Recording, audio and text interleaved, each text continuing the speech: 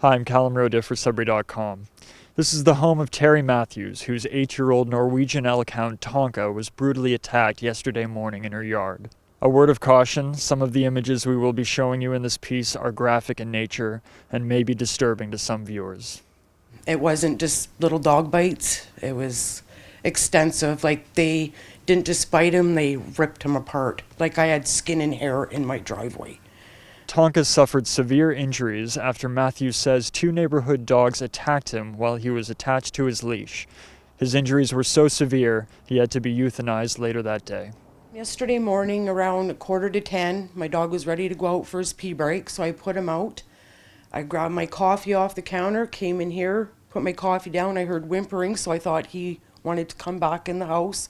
Well, that wasn't the case. I opened my door, and both these dogs were on top of my dog. And so I grabbed my snow float, and I went down, and I was screaming. And I was screaming, and I was shooing them. I wasn't hitting the dogs, and they're snarling and everything. And then they're just bending over, and they kept ripping them apart. And I was screaming, let him go, get out of here, and just shooing them, because I was trying to watch that they didn't bite me.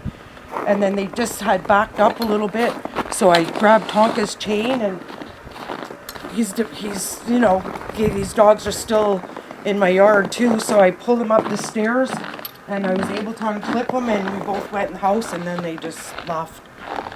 Matthews told Sudbury.com this was the second time Tonka had been badly bitten by the same dogs, which are owned by a neighbor. He survived an earlier incident in July, but took months to recover. I had an incident back in July with these same dogs, and that's why I'm doing what I'm doing now, because there was nothing done about this before.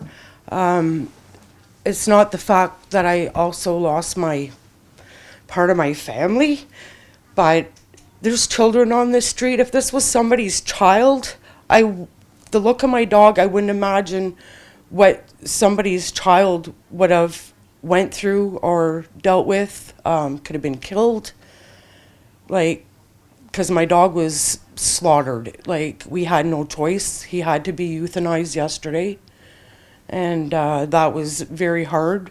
We reached out to the alleged owner of the dogs who attacked Tonka, but the individual declined to comment. We're told by the Bylaw Enforcement Office of the City of Greater Sudbury that the 2 dogs alleged to have attacked Tonka are currently under a vicious dog order, which requires that the animals be muzzled and properly leashed when outside the home. The investigation into the attack is ongoing.